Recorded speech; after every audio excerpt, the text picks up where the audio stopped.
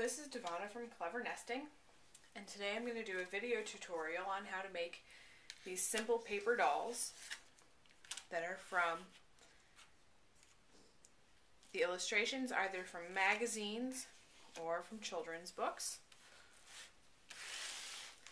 These are the ones that I made first, but for today's tutorial I thought I'd make something a little bit more boy-friendly. We're going to be making a toy car.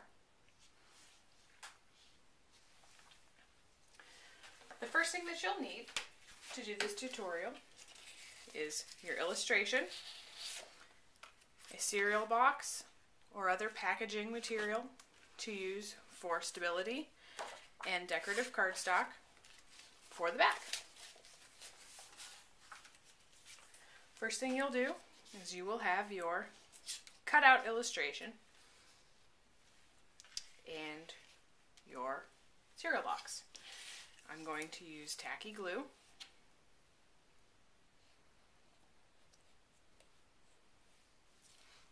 With a thin application. And my paintbrush to make a nice even coat of paint, or glue, excuse me. The more even the glue is between the layers, the more sturdy your final product will be. And since these are toys for children, you do want them to be as sturdy as possible.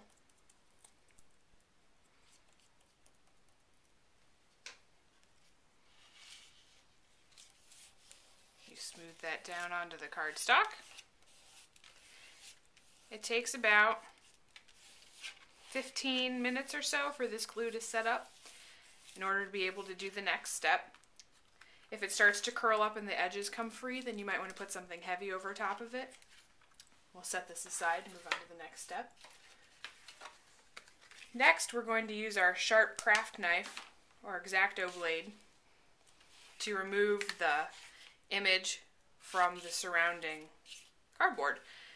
I chose to use an X-Acto knife because you can get much closer to the illustration than you can if you're using a pair of scissors. So your final product looks a lot neater if you do this. It takes a couple of passes with the knife to get all the way through. This one I had started cutting out already. This is a very time-consuming step because you want to go carefully, and the more difficult parts like underneath the tire or any detailed sections are very difficult to work. You have to go in small strokes. Now that you have your 2 layers of the doll together, we're going to once again, with our craft glue, on the back of the cardboard, put a thin application of glue.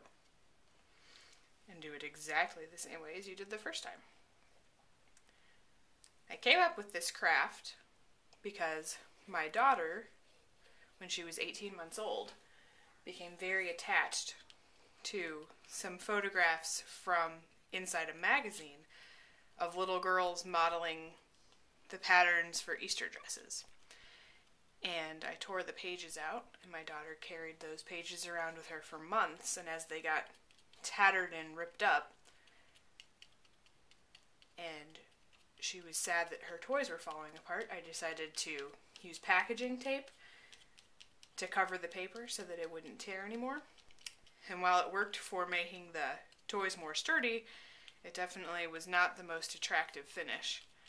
And so for Christmas, the following Christmas, I went to the antique store near my house and I purchased some vintage children's book illustrations and made this method of the dolls for my daughter, which she has used, and my older daughter also has used, for many different types of games.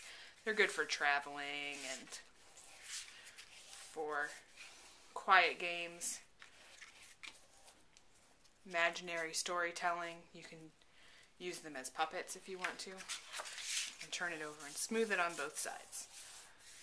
And then after this dries, you will once again have a layer that you need to cut away with the X-Acto knife.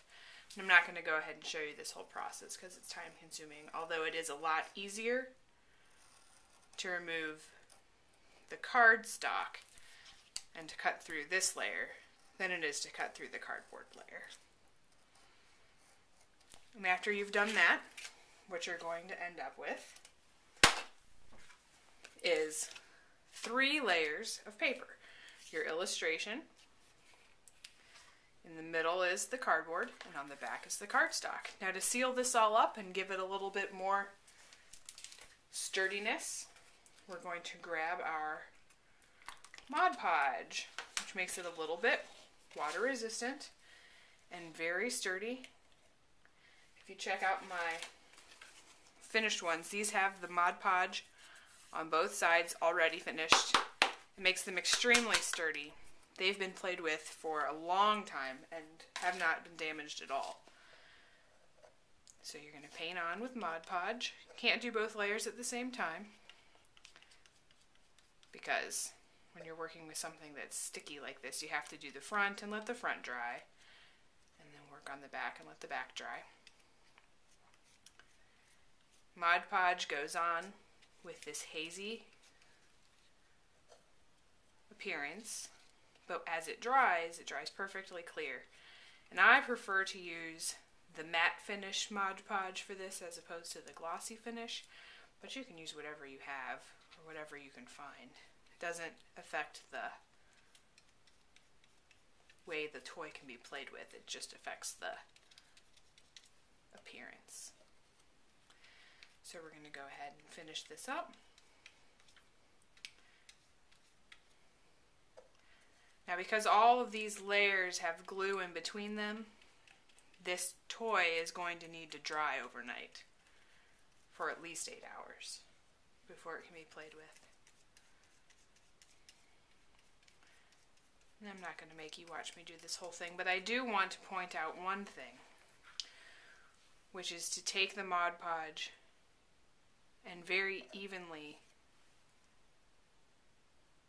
apply it to the outside edge.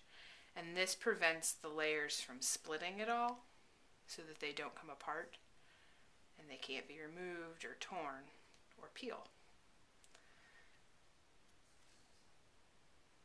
And in the end, after this dries, you'll have a very sturdy toy for your children.